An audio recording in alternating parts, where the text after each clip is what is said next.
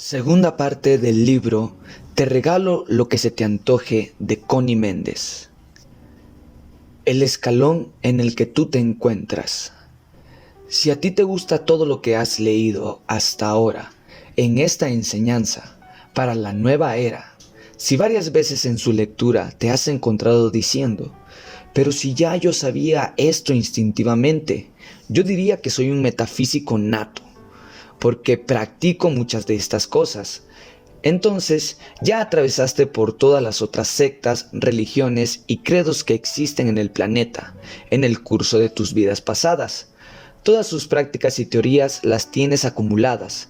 Lo constructivo está en tu cuerpo casual, que es el aura de tu yo superior.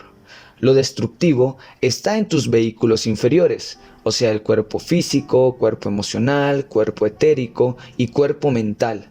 Pero sobre todo, en tu cuerpo etérico está toda la memoria de todo lo que te ha ocurrido en todas tus vidas. Nada se pierde. Anota esto muy bien. Nada se pierde. Entonces, si te atraen las enseñanzas metafísicas, si las comprendes y te absorben, quiere decir que estás preparado para subir un escalón.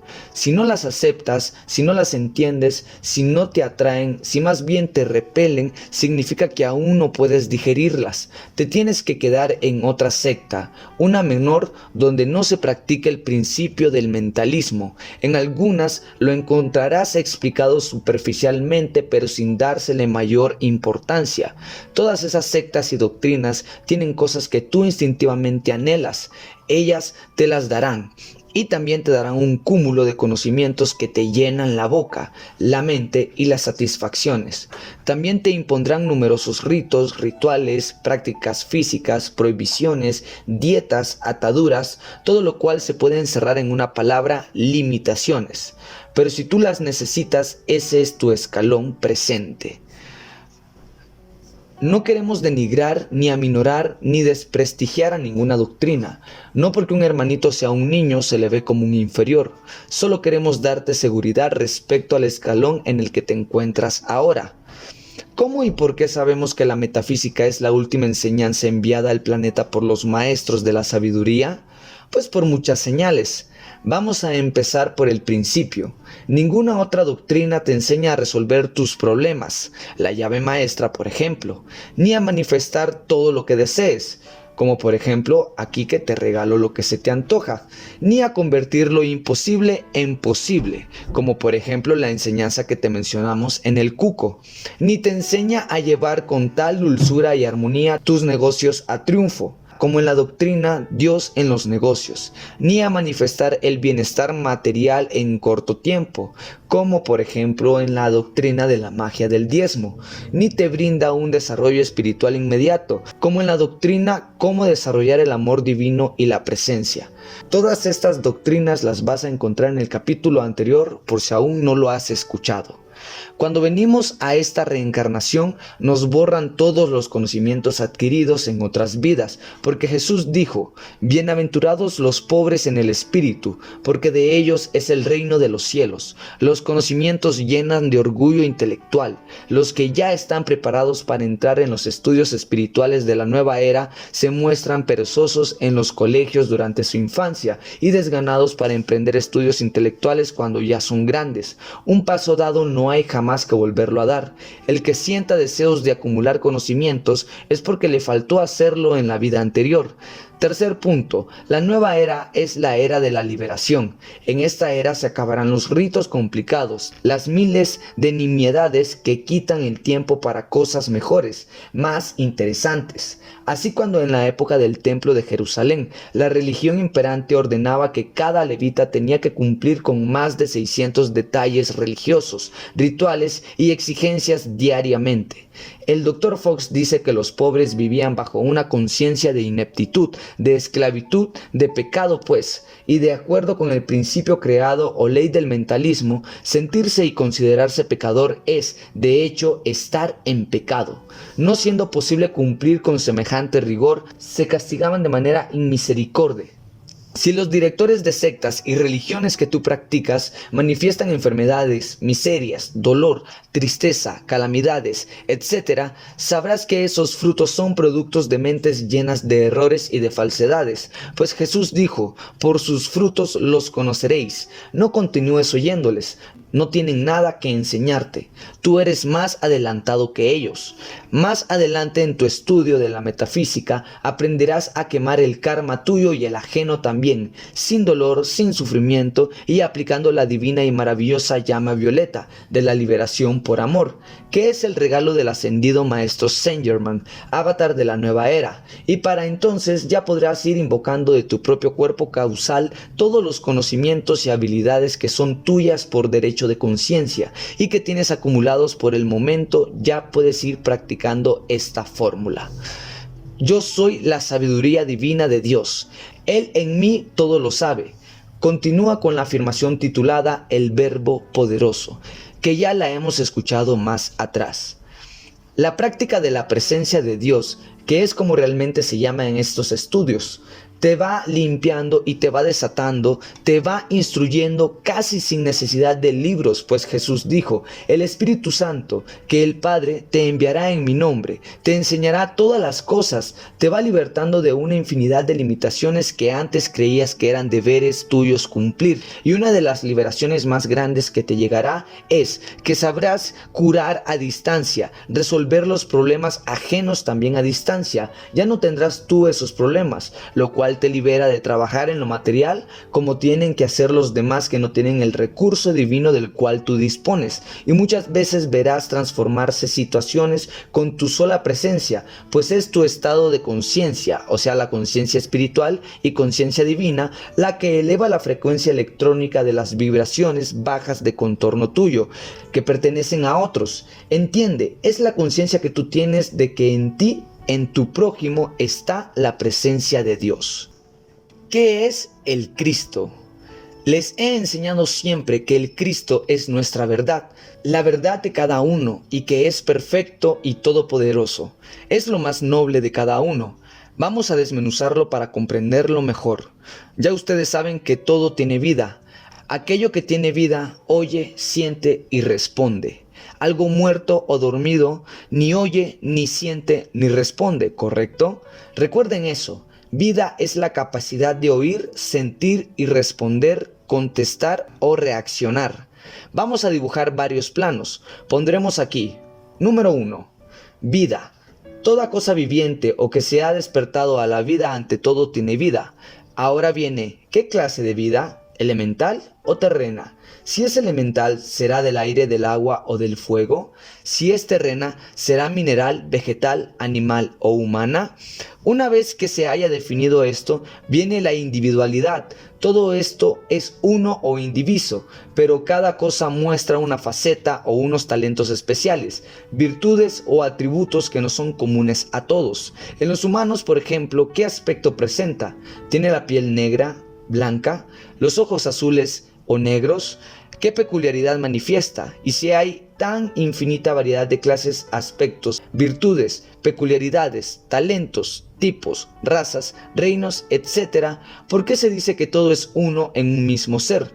Primeramente, sabemos que todo, absolutamente todo, sale de una misma fuente, eso que llamamos Dios.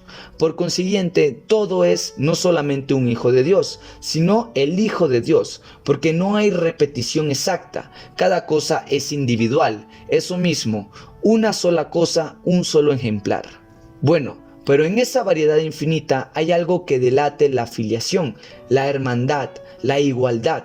Tiene que hacer algo que sea exacto en todos, una especie de marca de fábrica, porque precisamente sale de Dios. Así como en una familia en que todos los miembros sean de diferentes tipos, que ninguno se parece a otro, pero hay algo en todos que señale el parentesco o la afiliación, algo en la forma de la nariz o en las orejas o en el hablar, algo que lo clava a uno con el apellido.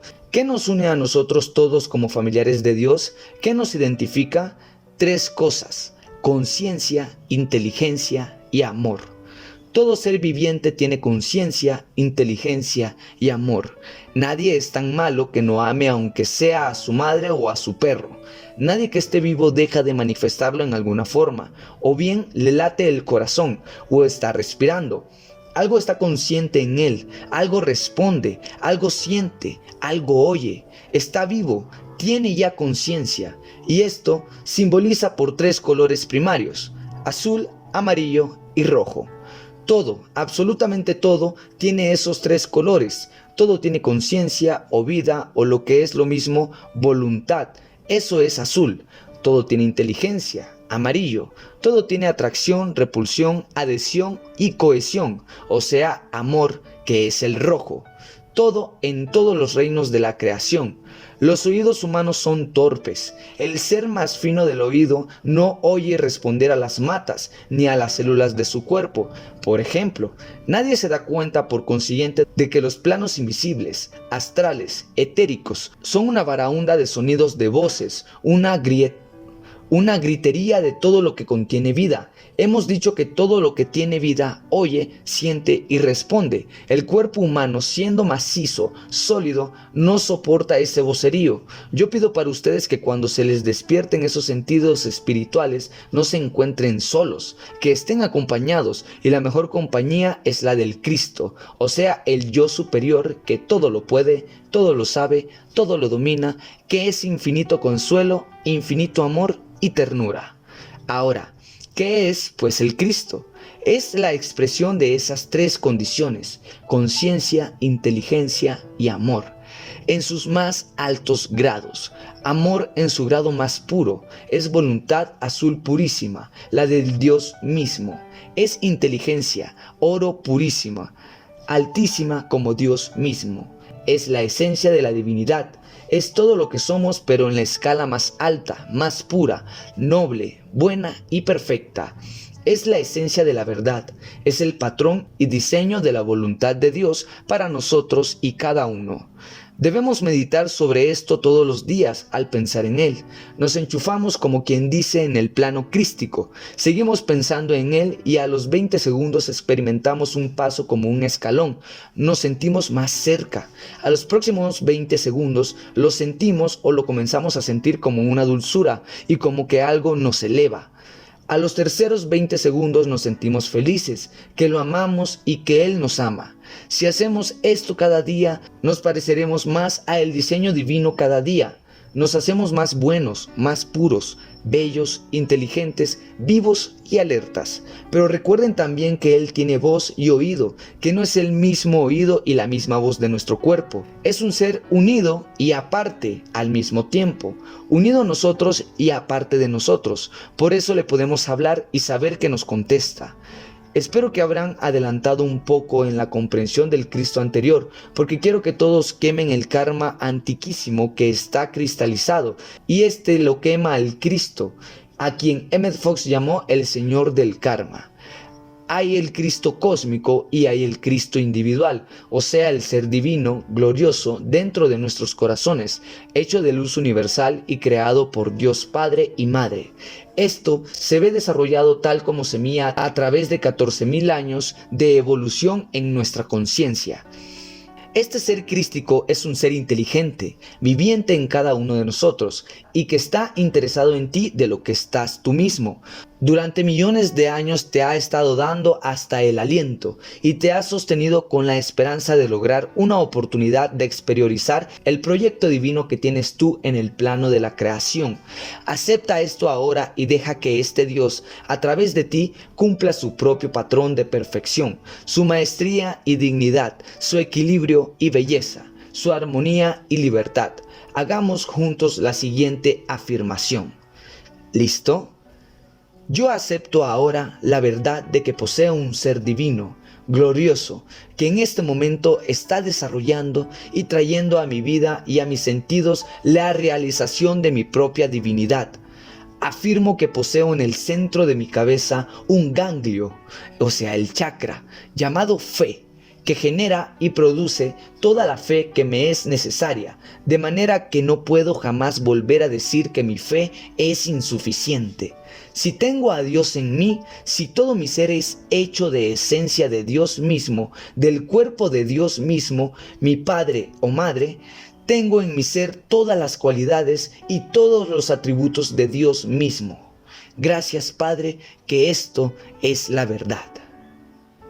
No hay sino un solo poder en el universo. Acepta ahora que la presencia de Dios en tu corazón, que está más cerca que tus pies y tus manos, más cerca que el aliento que entra por tu nariz, porque en tu propia vida que te hace latir el corazón, esta presencia de Dios que se llama Yo Soy, es una e indivisible con el latido de tu corazón.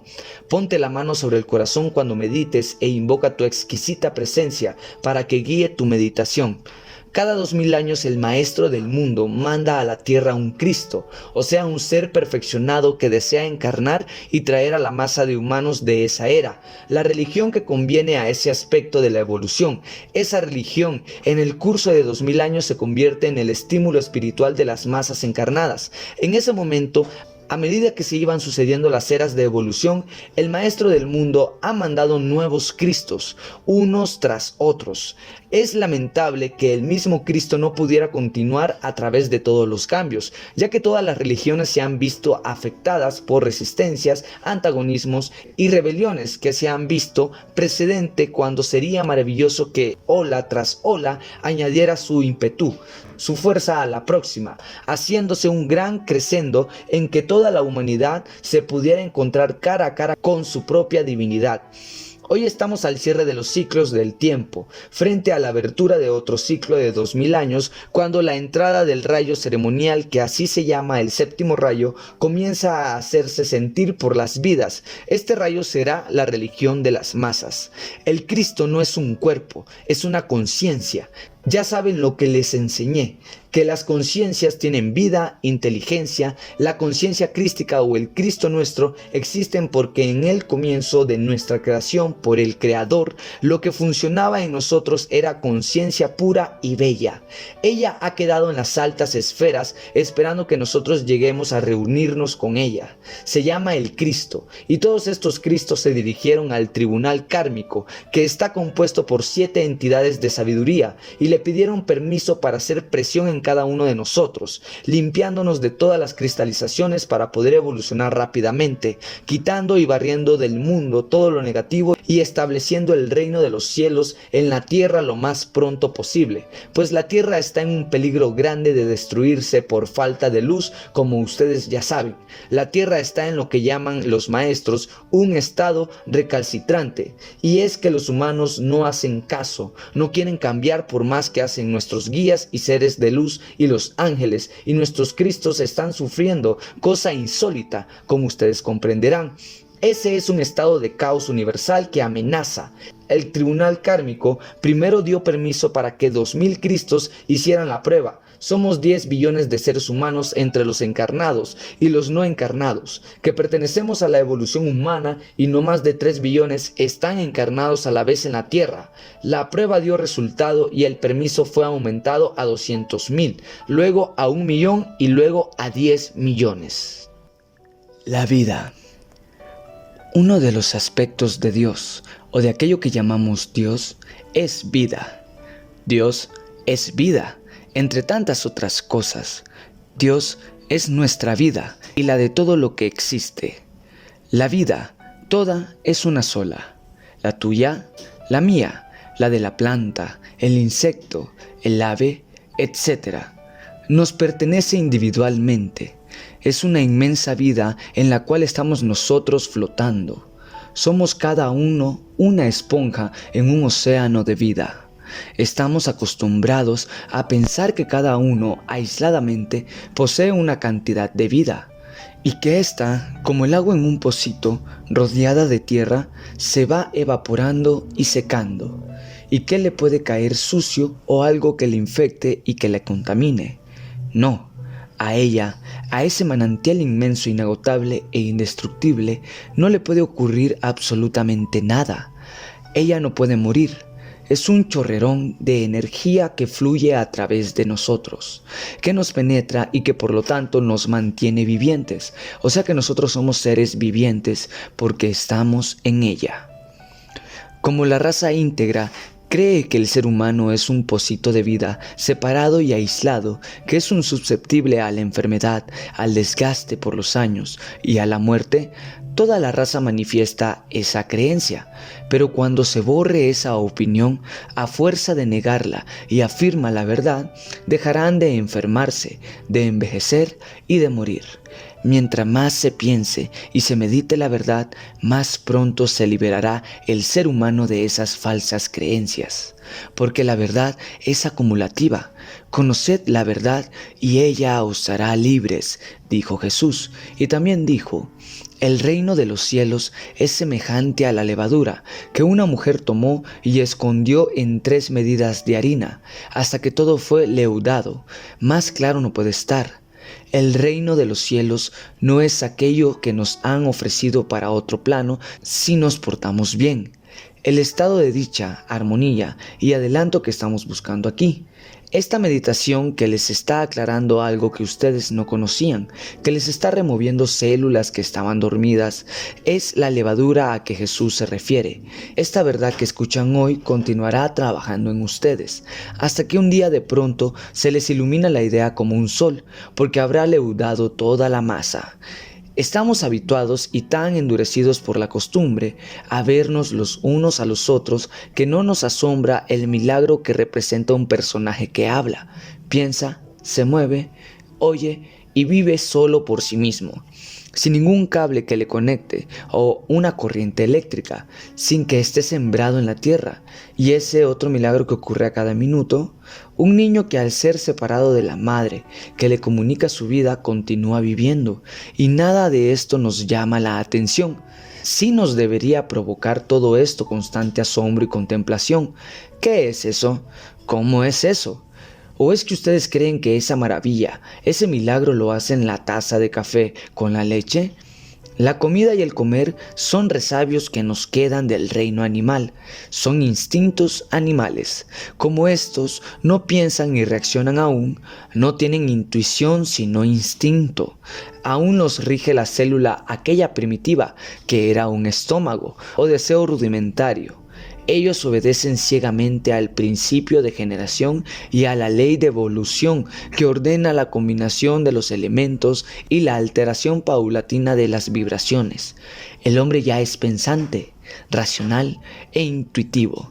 Sus vibraciones se intensifican al pensar en las más altas, al escuchar, comprender y aceptar la verdad de todas las cosas. Acelera su frecuencia y, por supuesto, se eleva de plano. La meditación, como es pensar profunda y determinadamente en estos altos conceptos, adelanta al ser rápidamente. Por eso los estoy haciendo meditar. Nosotros somos hijos de Dios, hechos de su propia sustancia. Somos esponjas en un océano de vida. No necesitamos alimento exterior. Cuando nos compenetramos bien de esta verdad y que la hayamos realizado, nos encontramos comiendo menos y menos automáticamente, sin hacer ningún esfuerzo ni sacrificio. La levadura de la verdad habrá penetrado toda la masa. Las células del cuerpo estarán vibrando a altas frecuencias. La vida es ella misma alimento. Ella es salud, energía, belleza. Es vida. ¿Han oído hablar de Teresa Neumann? La mujer alemana que manifestó todo esto en nuestra era. Pasó para el otro plano hace unos cuantos años. No conozco los pormenores de su traspaso, pero deben ser muy interesantes y significativos, aunque todavía estaba imbuida de conceptos bastante oscuros. Un día dejó de comer y beber. Y así vivió unos 45 años, o hasta que se fue de este plano. Durante varios años estuvo constantemente vigilada por fiscales del gobierno alemán para comprobar esta verdad. A mí me tocó hacer el reportaje para una revista y tuve que investigar todo lo que se publicaba sobre ella. Sus fotos eran de una muchacha gorda, llena de salud y energías, una granjera que ordeñaba vacas, sembraba y recogía las cosechas, manejando el pico y la escardía a cual mejor. tenía una manifestación muy original, y era que los viernes de Semana Santa se le abrían las heridas de Cristo en las manos y en los pies. Más tarde llegó a conservarlas abiertas siempre. No se le infectaban y jamás volvió a probar una gota de agua, ni un bocado de comida alguno. El gobierno alemán lo comprobó. En la Biblia, las palabras comer y beber significan meditar y pensar. Beber o pensar es la cosa fluida, líquida, que no hay que mascarla. Comer o meditar es detenido, profundamente mascullado y digerido. El que come mi carne y bebe mi sangre tiene vida eterna, y yo le resucitaré el día postrero, porque mi carne es verdadera comida, y mi sangre es verdadera bebida. El que come mi carne y bebe mi sangre, en mí mora y yo en él. Este es el pan que descendió del cielo. El que come este pan vivirá eternamente. Dios es vida. El Hijo de Dios es esa misma vida. Pensar, meditar en la verdad de Dios, es comer de ese pan, es apropiar esa verdad. Apropiar es aceptar, creer. Ya ustedes saben que lo que uno sabe lo manifiesta. Medita, pues, sobre la vida en los términos que te he dado. Dios es vida, la tuya, la mía, la de todos. Somos esponja en un océano de vida. La vida no necesita alimentarse del exterior. ¿Qué cosa podría comunicarle vida a la vida misma si ella es la dadora de vida? La muerte. Cuando una madre ve a su hijo agonizando, o cuando muere un niño pequeño, o cuando desaparece un padre o una madre, dejando una familia entera sin sostén, sin apoyo, viene alguien y por todo consuelo le dice a los adoloridos: esta es una prueba que manda Dios. Hay que resignarse ante la voluntad del Padre. Ya tú sabes que esas son blasfemias que indican fe en el mal y creencia en un Dios cruel, inventado por la mente de los hombres. Primeramente, ya saben ustedes que la muerte no existe, solo se está cambiando de modo de vivir. Es solo una de las tantas miles de mudanzas que efectúa el ser humano en el proceso de su evolución. Cuando la familia crece, la casa resulta pequeña y se mudan para una más grande. Cuando un par de zapatos se pone inservible, se dejan y se usan otros nuevos. Ya aquella casa y aquellos zapatos cumplieron su misión, y esto es la muerte, el término de una misión. No me dirán ustedes que un niño muere porque se vuelve inservible o porque ha aprendido lo que vino a aprender. No me dirán que un joven de 24 años está usado, gastado, viejo y que no sirve. Ahora es que comienza su misión. La voluntad de Dios es que el ser humano termine de cumplir su misión y que llegue a término gozando de todas sus facultades, fuerte y sano. Ni a Dios ni al hombre le es de ninguna ventaja que uno desperdicie una gran parte de su estancia en la tierra. Sordo, medio ciego, feo, en ese estado innecesariamente desagradable que se llama la vejez o senilidad. Dios tampoco quiere que se tronche, se interrumpa o se malogre el propósito de una vida. Habrán notado ustedes que cuando desaparece una persona muy anciana, nadie se hunde en la desesperación. Aquella muerte no produce sino una emoción dulce, cariñosa, acompañada hasta de una sonrisa tierna. Los hijos del que se va tienen sus vidas desbordantes con sus propios intereses. Apenas sienten nostalgia por el viejecito o la viejecita, y al terminar de enterrarlo, todo el mundo renauda su vida sin mayor conmoción. Ese es el ideal.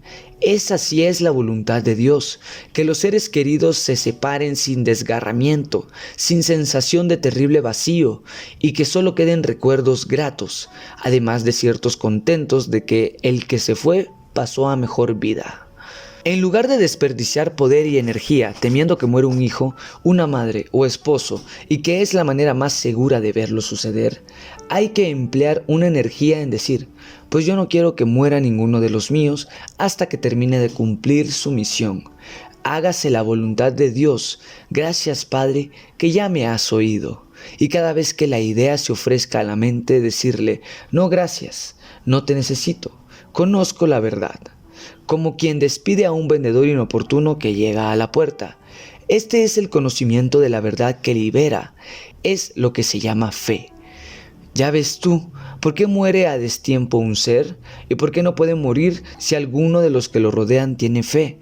Si logra entrar un metafísico al cuarto del enfermo, las vibraciones positivas de su pensamiento cambian, la polaridad negativa que impera en la habitación, porque la luz siempre domina la oscuridad, porque el positivo domina al negativo, porque el bien domina al mal, porque la verdad desvirtúa la mentira. Él sabe que aquella vida es valiosa y que Dios no quiere que sea tronchada. Lo primero que hace es recordar las palabras que nos dejó Jesús. Toda autoridad me ha sido dada en el cielo y en la tierra, y con la fe del que conoce la verdad, lo declara y el enfermo se cura. Ustedes preguntarán lo que preguntan todos los principiantes: ¿y si tiene una enfermedad incurable? ¿Y si ha sufrido un accidente que le ha dañado un órgano vital? ¿Y si no sobrevive a lo que se le haga? Primeramente, aún la religión ha enseñado hasta la saciedad que para Dios no hay nada imposible. Esto ha de tomarse en serio. Quiero decir textualmente que para el poder espiritual, un órgano destruido o un mal de los llamados incurables representan obstáculos únicamente para los humanos, son menos que nada para la vida. Ella es indestructible y está previsto que ella se repara a ella misma, si las mentes humanas no le cierran el paso con sus falsas creencias. El polo negativo también es de Dios. Todo es de Dios. Contra el libre albedrío no actúa ni Dios mismo, y si tú prefieres situarte en el polo negativo, tendrás todo lo que a él pertenece. Al polo positivo pertenece la sonrisa, al negativo pertenece el ceño fruncido. Si quieres cambiar de polo en plena manifestación negativa, sonríe, declara el bien presente, bendícelo y dile al negativo: no te quiero ver. Eso es todo, y verás transformarse lo negro en blanco, lo triste en alegre, el mal en bien. Pruébalo. En la mayoría de los milagros que hacía Jesús le decía al paciente: tu fe te ha salvado, y lo demostraba, desde sanar una llaga, movilizar un paralítico, dar la vista a un ciego y por último resucitar muertos. No ya órganos destruidos o males disque incurables, sino muertos, ya en la tumba malolientes, como Lázaro, manifestando así que para la fe no existe lo imposible. Los discípulos le preguntaban a Jesús lo mismo que preguntan ustedes a veces: ¿por qué no se me dio tal y cual cosa cuando yo hice todo lo que tú me dijiste que hiciera? Y él les respondía: por vuestra poca fe.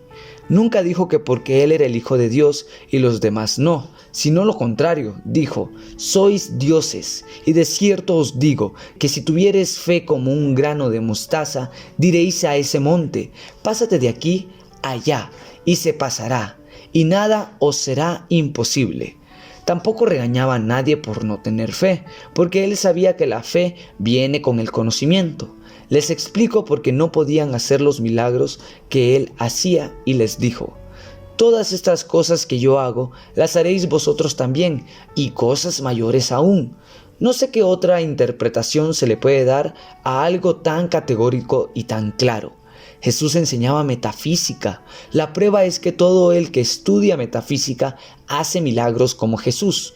Ahora dirán ustedes que muchas veces se manifiestan milagros a personas que no conocen un ápice de metafísica. Claro está, no se necesita sino tener fe. Esa fe que llaman ciega y que sin embargo produce resultados.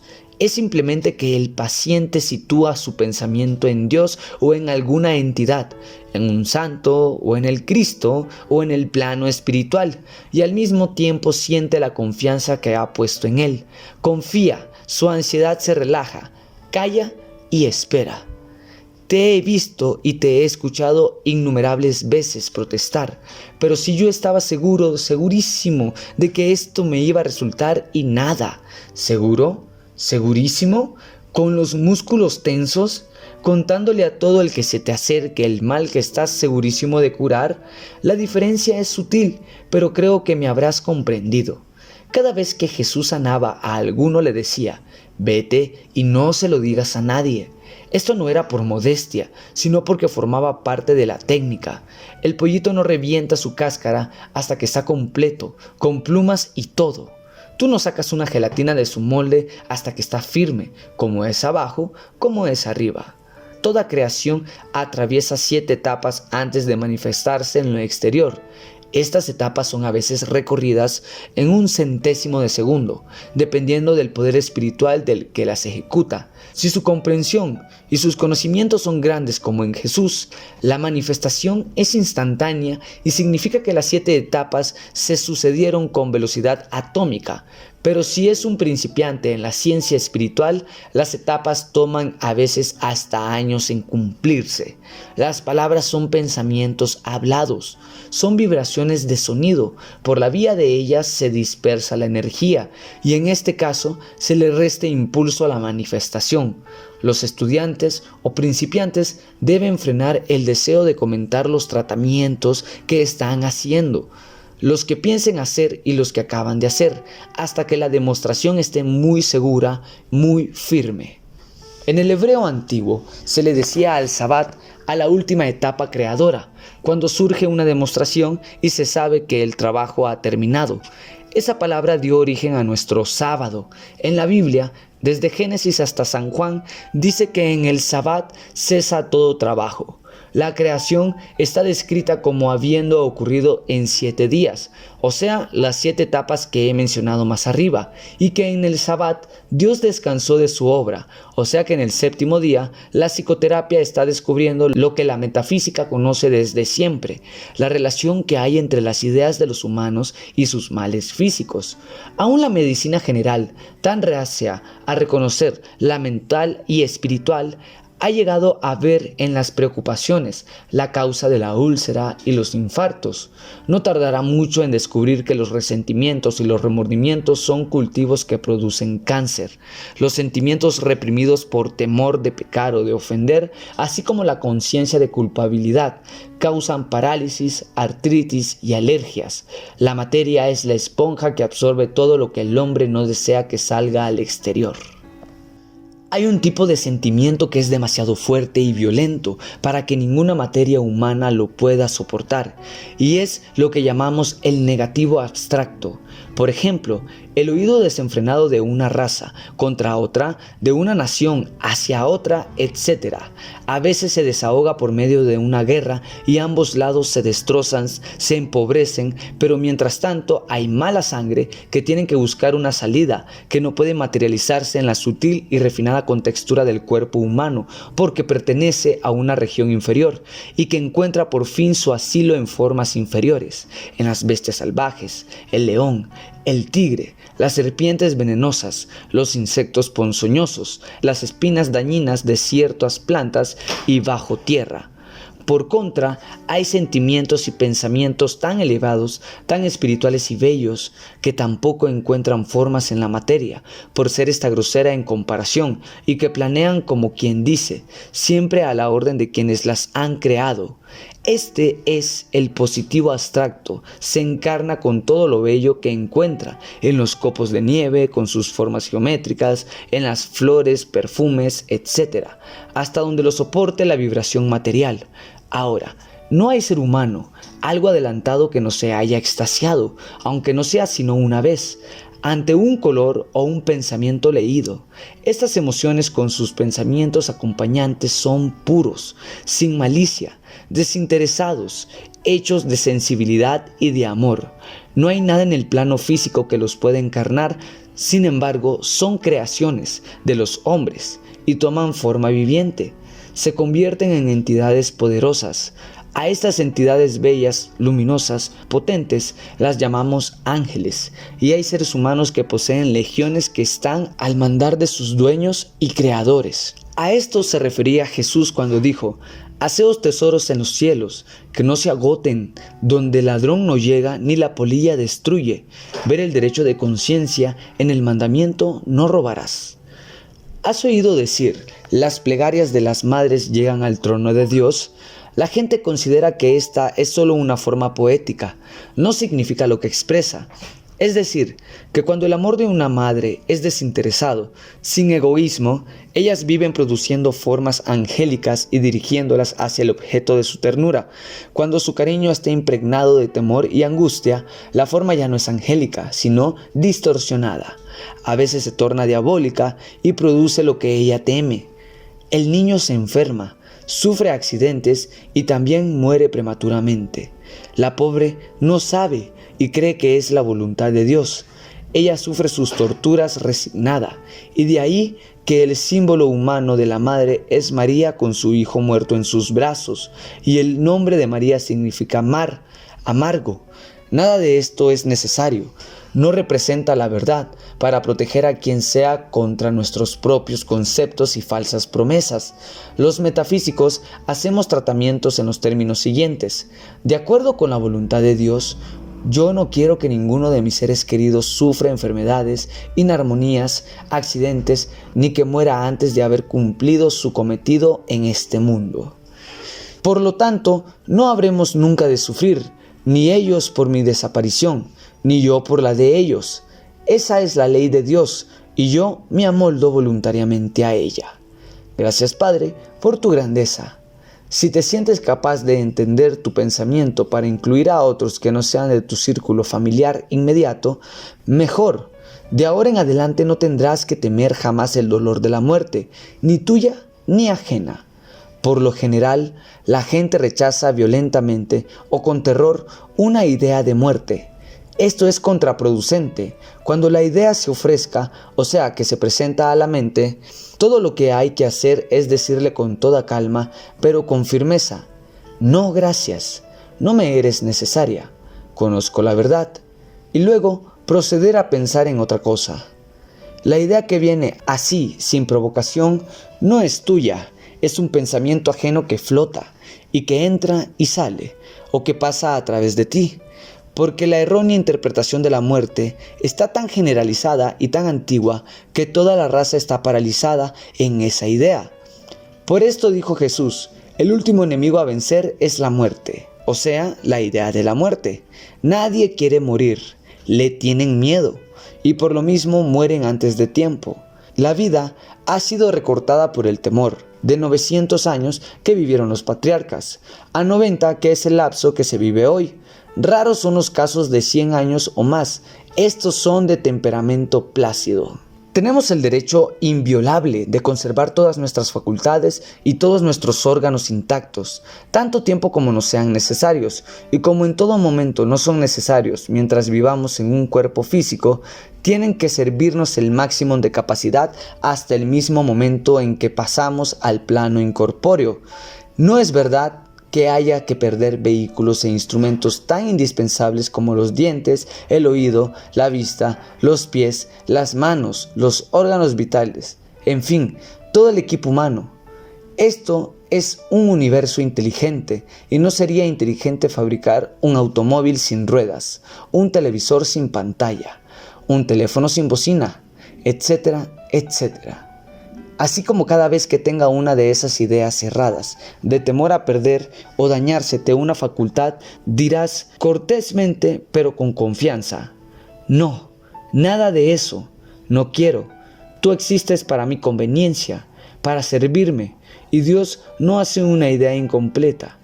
Gracias, no lo necesito, no me sirve para nada una idea tan absurda. Este pequeño no va, sino para tu propia conciencia. Tu subconsciente, al cual le diste en el pasado una orden que él está cumpliendo, pues la materia no tiene ni voz ni voto. Ella no sabe nada. Es únicamente un vehículo, una cosa. No hay por eso que desperdiciar ninguno de los canales que nos proporciona el Espíritu Divino. La medicina es un canal y un recurso previsto para aquellos que desconocen la verdad. Si tu fe no se ha establecido aún, debes aprovechar con todas las ventajas y todas las armas que tienes a la mano, al mismo tiempo. Como la materia y el espíritu no se pueden divorciar, hay elementos materiales que el espíritu utiliza en un momento dado, como hay elementos espirituales que la materia recibe con ventaja. Me refiero a que hay vibraciones que cambian el orden químico de una sustancia y sustancias químicas que emanan radiaciones especiales. Después de haber hecho un tratamiento espiritual, viene a veces un impulso de echar mano a un proceso estrictamente físico. Hay que obedecerlo. Es una inspiración. La inteligencia divina sabe lo que hace. Verás cómo utiliza el espíritu sus vehículos materiales. Es a veces asombroso, pero nos demuestra una vez más que Dios no está, como se ha creído, separado de su creación, sino íntimamente ligado y compenetrándola toda. Utiliza todos los canales de Dios, todos. Cuando utilices un canal físico, digamos un médico, un proceso, una pastilla de aspirina o lo que sea, bendice el canal. Así aumentas el bien que contiene para ti y para otros. Así estarás practicando la presencia de Dios, pues Dios es el bien. Utiliza a tus ángeles. Puede que tengas legiones. Están para servirte. Su naturaleza es vida, amor y bien. A todo el que quieras ver protegido, ponle un ángel. Cuando te acuestes a dormir, pon un ángel en cada puerta y en cada ventana. Jamás podrá acercarse a alguno que lleve intenciones negativas. Si lo logra, sentirá un designio súbito y se alejará rápidamente, porque las vibraciones potentísimas del bien dominan las del mal, como la luz ilumina la oscuridad. Cuando salgas dejando tu casa sola, rodéala de ángeles. Sienta un ángel al lado del chofer que te lleva o que lleva a tus seres queridos. Esto es el amor en acción. Pruébalo una sola vez y quedarás para siempre convencido. Con todo esto te habrás dado cuenta de que la muerte no es sino un renacer, es continuación de vida. Para cerrar, quiero bendecirte con esta afirmación. No hay en tu vida sino una sola presencia, un solo poder, Dios, el Omnipotente. Medicina alópata, psicóloga. Para nuestros efectos, aunque la medicina tiene una gran variedad de ramas y ramificaciones, diremos que tiene dos grandes ramas, la general y la de especialización. Diremos que la general estudia estrictamente al cuerpo humano, la anatomía y los males que se manifiestan de esa anatomía. Es pues un estudio de la materia normal, en estado saludable, y los estados anormales que se manifiestan, junto con las medicinas que los ocurran. La especialización, entonces, se limita a un solo sector, como la psicoterapia, por ejemplo.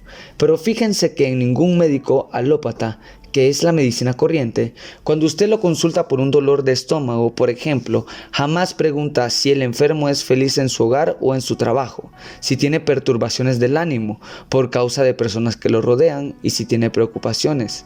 Ahora, es que se está comenzando a comprender que la úlcera estomacal es producida por los problemas que preocupan, porque hay problemas que interesan y nos hacen sufrir. Ningún médico se interesa en saber si las condiciones de vida de un paciente son agradables o no. Y como veremos luego, hay cantidad de enfermedades que no son otra cosa que incomodidad e infelicidad, desajuste con el medio en que se vive, inconformidad con una situación ambiente. El psicólogo y el psiquiatra, si tratan de determinar si el enfermo está reaccionando a una condición exterior. Luego hay cantidad de enfermedades que no son otra cosa, pero como nadie sale a consultar un psiquiatra cuando tiene un dolor de estómago, lo que sucede por regla general es que el médico a quien se consulta se limita a averiguar cuál de las comidas no se dirigen bien y abre un librito que contiene los nombres de infinidad de remedios y para qué sirven. De allí copia una receta o regala una muestra. Si el paciente regresa a continuar recetándose porque no se le ha quitado el dolor, el médico entonces dice: esto es una colitis o una apendicitis crónica.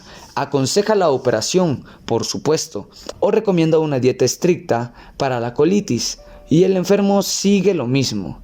El enfermo se cura solo al fin. Ya veremos por qué. De las enfermedades sabemos que la colitis es psicosomática, que los males del hígado, del estómago, de los intestinos, sabemos que todo tiene su origen en la mente. Podemos relacionar también los sucesos exteriores como los interiores y viceversa. Dios nos hizo para ser y estar felices. Un ser jamás está enfermo, lo mismo que un enfermo jamás es feliz. Ustedes, Todos conocen el hecho de que al interrumpir el circuito del mal humor con una sonrisa, se cura el hígado, desaparece la bilis. Está descrito en mi libro Metafísica al alcance de todos. Pero vamos a recordarlo. Cuando una persona sufre un desagrado y amarra la cara, como decimos, este gesto, que no es sino un pensamiento exteriorizado o actuado, tiene una influencia directa con la glándula pineal, que es la glándula de la visión psíquica y astral. De allí baja la amarga vibración por el líquido cefalorraquídeo en la columna vertebral. Luego impregna el hígado, amarga y forma bilis. Y esa bilis causa otra vez la expresión de desagrado en la cara y también el gusto de amargor con que la persona amanece. Es un círculo vicioso, muy fácil de cortar. Todo lo que hay que hacer es sentirse feliz. ¿Cómo se hace para sentirse feliz? Es fácil, también si se tiene voluntad. Primeramente hay que sonreír obligadamente, aunque no se sientan ganas. La primera sonrisa será indudablemente forzada, con las comisuras de los labios apuntando hacia abajo, pero el segundo esfuerzo será mejor. Ahora, hay que comenzar a dar gracias en voz alta por todo lo que uno ve que posee. Desde un fósforo representa un bien en su momento apropiado y nos hará falta en un momento dado, de manera que, pensando en esto, nos dan deseos de dar gracias, de agradecerle a Dios. Ya estamos pensando en Dios, sentimos gratitud y esta combinación dulcifica el hígado, se corta el circuito vicioso y se cura el mal. Si todos siguiéramos esta práctica, jamás se nos perturbarían ni el hígado ni la vida. Cuando se siente uno muy afligido, para curar instantáneamente la aflicción, hay que comenzar a declarar inmediatamente: bendigo el bien en esta situación.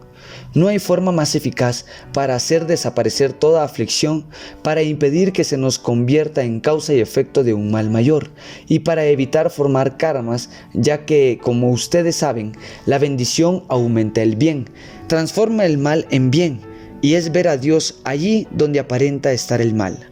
Es la más perfecta expresión de fe. No hay mal que se pueda resistir a la bendición del bien que se esté ocultando tras de una apariencia de mal. Pruébenlo y verán cómo se transforma el mal en bien y se cura toda aflicción. Experimentando en la vida diaria, en el hogar o en el trabajo muy sorpresivamente, la colitis y los males intestinales son resultados nerviosos de los temores y desagrados que se estén experimentando en la vida diaria, en el hogar o en el trabajo. Muy sorpresivamente, la diarrea a veces es ocasionada por demasiado estudio de las cosas espirituales. Parecería que lo espiritual lógicamente debería curar automáticamente lo que ande mal, ¿verdad? Pero si la persona mezcla su pensamiento negativo, pesimista y doloroso con sus súplicas a Dios, está creando un disparate. Está formándose una figura errada de Dios. Lo que formó es un Dios con minúscula, doloroso y purgativo, pero no de misericordia. Muchas veces los principiantes encuentran que después de las primeras lecciones de metafísica se les afloja el estómago. Ellos no relacionan esto con las lecciones, por supuesto, pero es ocasionado porque han recibido mucho material nuevo, muchas ideas a la vez, y el organismo se defiende eliminando todo lo que no se ha podido asimilar, y se va por los intestinos. Tenemos 4 cuerpos inferiores: el cuerpo emocional, el cuerpo mental, el cuerpo etérico y el cuerpo físico. El cuerpo etérico es el depósito de todos los recuerdos de todas nuestras vidas. Por supuesto que si en vidas pasadas hay impresiones tan grandes, experiencias tan destacadas o que han durado mucho tiempo, estaremos muy influenciados por esas impresiones y todo lo que nos ocurre lo teñimos, como quien dice, con el color de esa experiencia o esa convicción destacada. Por ejemplo, conozco a una señora que pasó muchas vidas, y si no, varias, por lo menos una vida entera y muy reciente, siendo profundamente católica, y en la época victoriana, en que todo era melodrama, las novelas, las comedias, etc., ella ha traído pues a esta vida una costumbre muy arraigada de convertir todo en melodrama, y todo lo religioso en doloroso. Para ella, la figura de Cristo está representada por el crucificado y la Mater Dolorosa a los pies. Hasta la risa de ella es con las cejas en acento circunflejo. Por supuesto, aunque ella desea ardientemente ser feliz, no lo puede, porque su cuerpo etérico la doblega en el sentido del dolor. Es el caso de que goza con el dolor, porque es donde ella se siente más cómoda, más en casa, más familiar, ¿comprenden? Además del cuerpo etérico, tiene el cuerpo emocional muy grande, muy descontrolado, lo cual la hace excesivamente emotiva. Le costará mucho aceptar la nueva ola metafísica que va alineando los 4 cuerpos en un solo molde para funcionar en armonía y ordenadamente. Respecto al azúcar en la sangre, o lo que comúnmente se dice diabetes, pasen revista en su mente por todos los que sufren de ese mal y recordarán que por regla general todos son de carácter dulce. Las condiciones externas, contrarias a su modo de ser, los afectan enormemente. Al principio se encuentran impedidos de reaccionar, no pueden dejarse ir en protestas ni explotar en ira, porque es contrario a un ser innato. A ellos les haría mucho bien poder defenderse con una explosión de palabras, pero no lo logran por su dulzura original. Entonces, esa dulzura se agria, se acumula y tiene que desahogarse por alguna parte. El coma diabético es la incapacidad de soportar más la carga de dulzura envenenada, que se manifiesta en azúcar por cantidades superiores a lo habitual. Pues ya una vez formado el círculo vicioso, es la defensa que adopta el organismo. Defensa relativa, por supuesto, ya que esta forma de defensa mata también. Pero el caso es que por incapacidad de reaccionar en lo exterior, se reacciona a costas de interior. ¿Quién chupa el exceso? La sangre. Yo conocí a un psicoanalista que recomendó a un paciente tener siempre a mano 20 platos de loza para que cuando tuviera un desagrado los rompiera lanzándolos contra una pared. Indudablemente lo hizo para que ese paciente no se reprimiera. Seguramente que tenía tendencia a ser introvertido, pero eso sería un buen remedio para los diabéticos. Voy a terminar contándoles un caso que tuve recientemente. Tomé una muchacha para servicio de adentro. La chica venía precedida con el diagnóstico médico de apendicitis crónica. La operación no era urgente, pero había que operarla. Decía el médico, a los 3 días de estar en mi casa le dio el dolor. Yo decidí comprobar primero si era o no del apéndice, o si era como yo sospechaba. Resultados del ambiente de la casa que ella había dejado. Era una casa donde no había paz, donde nada de lo que se hiciera resultaba bien hecho, porque una anciana enferma mantenía aquello en hervidero. A la chica le daba dolor con vómitos. Esto es clásico de los apendicitis, como también es típico de los disgustos. Podía ser una cosa u otra, pero yo no me iba a dejar influenciar por el diagnóstico. Le di 3 pastillas de menta y dije, chúpate una ahora mismo. Dentro de media hora te chupas otra, y a la tercera media hora te chupas la tercera. Se le pasó el dolor y yo entonces aproveché y le dije, mejor es que no te repita este dolor, porque mi convenio con la señora que te mandó a mí fue que si te repetía el dolor, yo te devolvería a ella y tendrías que seguir trabajando donde estabas. Además, voy a darte la buena noticia de que no tienes apendicitis crónica, lo que tienes es un dolor nervioso por los disgustos que tenías constantemente. Y como aquí no tienes disgustos, no hay razón para que tengas ese dolor. ¿Estás feliz conmigo? Sí, señora. ¿Estás en paz? Sí, señora. ¿Tienes todo lo que quieres? Sí, señora. Muy bien. Entonces ya se acabó ese dolor. Y así fue. Esto me lo inspiró José Gregorio Hernández, porque yo se lo encomendé a él. Como él es protector mío, le dije que si había que operarla, lo hiciera él. Dice San Pablo, orar sin cesar. ¿Qué es eso? Si no tienes tiempo para la oración, el tratamiento y la meditación, o sea, que si no tienes tiempo para dedicarte a Dios, es porque todo tu tiempo estará ocupado con problemas y enfermedades. Esta es una manera sutil de decirte que todo el tiempo que le dediques a lo espiritual, lo pasarás libre de todo lo que hoy te preocupa. San Pablo dice en su primera epístola a los tesalonicenses, orad sin cesar. Nosotros sabemos que Él no quiso decir con esto que pasáramos la vida de rodillas y pasando el rosario.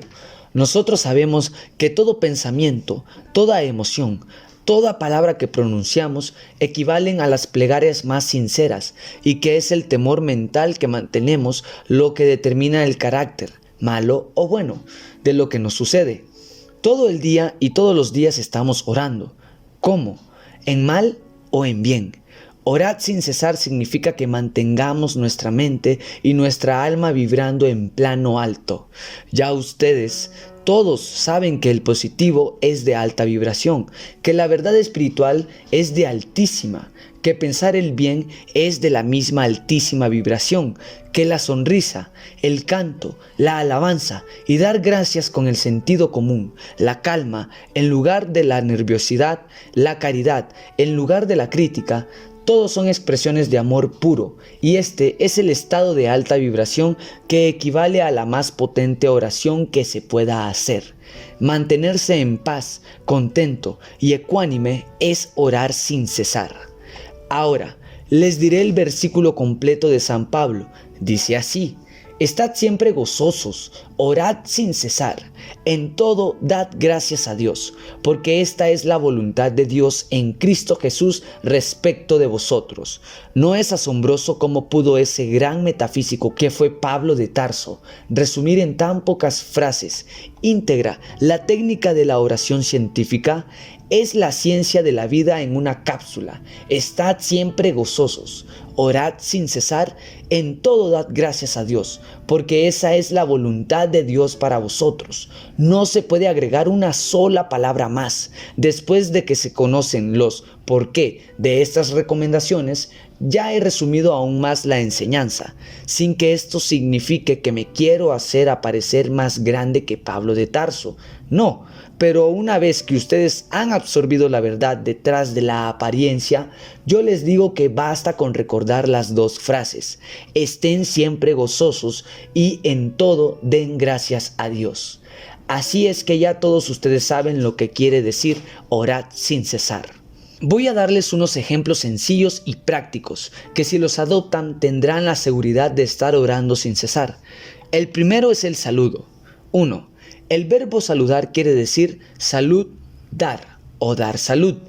¿Quieren ustedes algo más generoso, más desinteresado y más noble que el darle salud al amigo y al familiar al verlo? Pero el saludo ha perdido todo su significado con la costumbre y la rutina.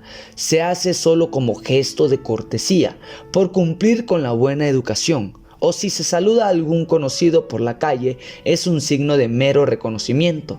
El metafísico procede distinto, hace una de dos cosas: o bien le pone intención al saludo, y junto con la sonrisa y el gesto piensa, te doy salud. O dice mentalmente, saludo a tu Cristo interior, y no se limita únicamente a los amigos y los familiares, se lo brinda a toda persona a quien se dirija: el chofer de taxi que lo conduce, a la vendedora en la tienda, a la foto que mira de paso en el periódico, al repartidor, al cobrador, al cajero del banco, y muy en especial a los lisiados y a los pordioseros que encuentra a su paso por la calle. Estas insignificancias son dardos cargados de vibraciones de luz potente que le hacen más bien a quien lo recibe que la moneda casual. Si es un pobre o al pasar indiferente, si es un conocido, además se devuelve en salud y amor. Lo comprobarán ustedes al ver la atracción que ejercen y en la buena acogida que le muestran en todas partes. Ya nunca más tendrán quejas de cómo han sido tratados por todos aquellos a quienes contacten, y les sorprenderán los elogios con que serán descritos. Y es porque la buena voluntad tiene un imán irresistible. No bendigan a todo el que vean. Jamás bendigan a los pasantes ni al vulgo. La bendición acumula aquello que es bendecido, y no es prueba de amor ni de sabiduría bendecir los efectos, pues se estará aumentando y engrandeciendo también el cúmulo de errores, y de acuerdo con la ley del boomerang, estos correrán hacia aquel que les dan tanta bella acogida, produciéndose una gran confusión mental. Hay que bendecir la verdad, el Hijo de Dios o el Cristo interior, si es que te gusta más este término. Cualquiera que sea la imagen del ser perfecto que tú concibas, invócalo cuando se te ofrezca la ocasión. Es el mismo tuyo que estás mirando en un espejo. Dios y el Hijo son uno mismo. Si te es más fácil pensar que cada átomo de lo que estás viendo es sustancia divina, piénsalo así. Acepta tu propia inspiración. Es la tuya, la que te conviene, la que te ofrece tu Dios. Dar salud al saludar es más que desear un buen comportamiento para el cuerpo. Esto no sería sino dirigirse a los efectos. Se refiere a la salud espiritual, o sea que es bendecir o decir el bien, a la mente y al alma. Es desearle luz y verdad al prójimo.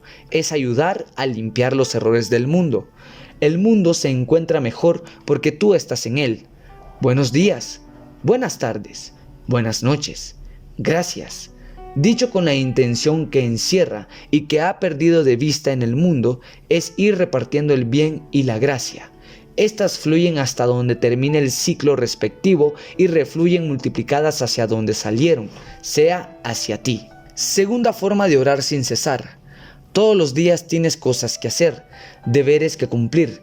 Algunos te molestan, te fastidian, te son duros, otros son meras rutinas, otros te gustan, te son placenteros o interesantes, como sentarte a leer el periódico o asistir a una fiesta, etc. Dedícalos, tantos los agradables como los desagradables. Antes de comenzar, dedico esto al bien. Y si se te olvida hacerlo porque no has hecho aún la costumbre y lo llegas a recordar cuando ya has comenzado y vas por la mitad, dedícalo de todas maneras. Te sorprenderá ver cómo los quehaceres pesados se te vuelven tan livianos que no los sientes. Los gastos te serán verdaderos encantos y los más grandes en que todas aquellas personas que están haciendo lo mismo que tú, en lugares distintos a ti y que tú ni siquiera conoces, se benefician con las ondas de bondad que les estás enviando. Les haces la carga liviana, les comunicas tu buen humor y este bien te bendice a ti. Tercera forma de orar sin cesar. De noche, cuando te acuestes a dormir, que sea tu último pensamiento: perdono a todo el que necesite mi perdón y a mí mismo. Y aunque sé que en el plano espiritual no existe nada que perdonar, perdono porque así transformo la idea del que cree hacerme mal. Invito a mis guías invisibles a utilizar mi sueño para yo hacer el bien donde sea oportuno. Gracias, Padre. Sería muy extraño que no te durmieras al instante, pues los guías agradecen tu buena voluntad de ayudar. Te cubren con vibraciones de paz y dulzura hasta que estés profundamente dormido. El cuerpo astral se sale al estar dormido del cuerpo material y a veces viaja por largas distancias. El subconsciente lo cuida extremosamente y al iniciarse el menor peligro, el menor ruido, lo atrae hacia su materia a gran velocidad. Esos sueños que se tienen a veces de que se está cayendo verticalmente ocurren siempre en el último instante, antes de despertar, y son cuando el cuerpo astral está regresando a su materia. No se tarda ni segundos, no hay que alarmarse, tampoco te ha costado nada la ayuda que has ofrecido y que los guías han aprovechado. Si se recuerda haber soñado y el sueño es coordinado y muy claro, hay que escribirlo al despertar. Más tarde se olvidarán los detalles y es importante no perderlos porque la mayoría de las veces contienen mensajes del maestro. ¿Has visto cómo se puede orar sin cesar y sin que interrumpa nada nuestra vida diaria? ¿Has visto cómo aprovechar todo lo que hasta ahora habías estado desperdiciando?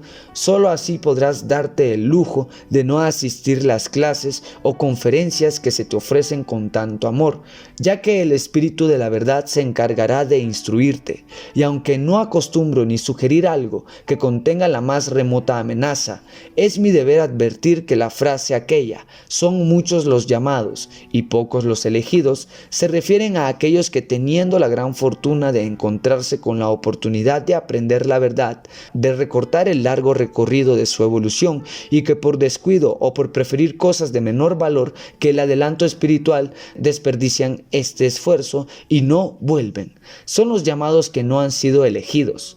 No es por favoritismo que no han sido elegidos, ya que en el espíritu todos son herederos del reino. Es porque, como dice la parábola del sembrador, la semilla que cae sobre la roca son los que cuando oyen reciben la palabra con gozo, pero estos no tienen raíces, los cuales por algún tiempo creen y en tiempo de tentación se apartan. Cuando se deja perder la semilla, se pasan muchas vidas antes de que vuelva a presentar la oportunidad. Y cerramos con la frase de mi maestro: si no encuentras tiempo que dedicarle a Dios, es porque todo tu tiempo estará dedicado a problemas y enfermedades.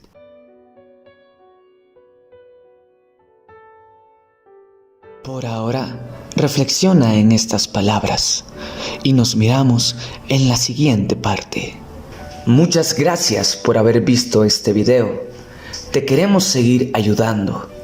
Apóyanos suscribiéndote a este canal para que sigas materializando tus sueños.